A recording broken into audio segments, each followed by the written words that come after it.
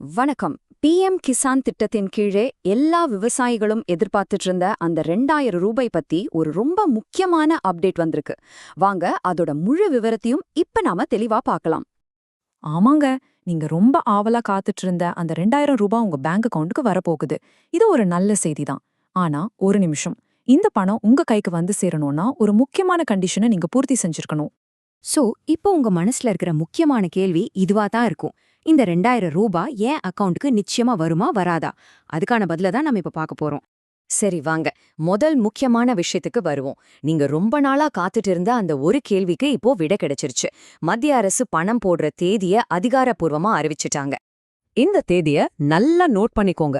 வர்ற மார்ச் 13ஆம் தேதி அன்னைக்கு தான் அந்த 2000 ரூபாய் உங்க பேங்க் அக்கவுண்ட்ல கிரெடிட் ஆகும்னு மத்திய அரசு கன்ஃபார்மா சொல்லிருக்காங்க. சோ இந்த டேட்ல எந்த மாற்றமும் இல்ல.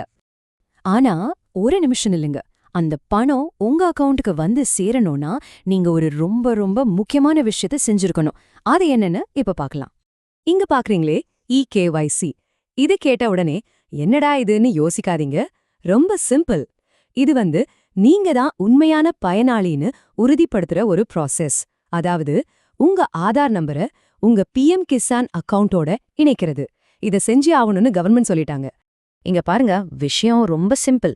நீங்க EKYC முடிச்சிட்டீங்களா? அப்போ உங்களுக்கு 2000 ரூபாய் கண்டிப்பா வந்துரும். ஒருவேளை நீங்க இன்னும் அதை பண்ணலையா? அப்போ துரதிர்ஷ்டவசமா பணம் கிரெடிட் ஆகாதுன்னு ரொம்ப தெளிவா சொல்லிட்டாங்க. அச்சச்சோ, நான் இன்னும் EKYC பண்ணலையேன்னு கவலைப்படாதீங்க. இதை எப்படி ரொம்ப ஈஸியா நீங்களே உங்க போன்ல இருந்து முடிக்கலான்னு நான் இப்போ ஸ்டெப் பை ஸ்டெப்பா சொல்றேன். ஃபர்ஸ்ட் ஸ்டெப், உங்க போன்ல pmkizan.gov.in என்ற இந்த வெப்சைட்டுக்கு போங்க. இதுதான் அரசாங்கத்தோட அதிகாரப்பூர்வ வெப்சைட்.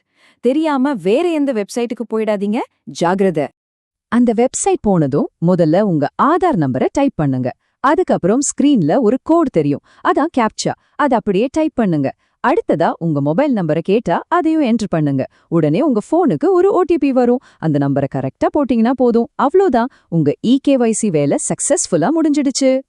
சரி, நீங்க எல்லாத்தையும் கரெக்டா செஞ்சிட்டீங்க.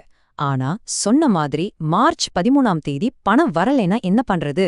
அதுக்கும் ஒரு முக்கியமான தகவல் இருக்கு.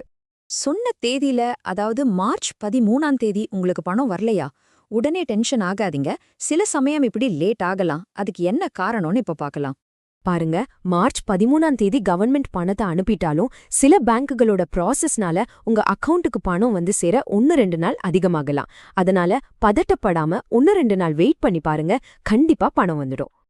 ஆக மொத்தத்துல நீங்க ஞாபகம் வச்சுக்க வேண்டிய 3 முக்கியமான விஷயம். 1, EKYC செஞ்சா மட்டும்தான் பணம் வரும். 2, பணம் வர தேதி மார்ச் 13. 3, EKYC பண்றதுக்கு pmkisan.gov.in அதிகாரப்பூர்வ வெப்சைட்டை மட்டும்தான் பயன்படுத்தணும். இந்த முக்கியமான தகவலை உங்களுக்கு தெரிஞ்ச மத்த விவசாயிகளுக்கும் ஷேர் பண்ணி அவங்களுக்கும் உதவுங்க.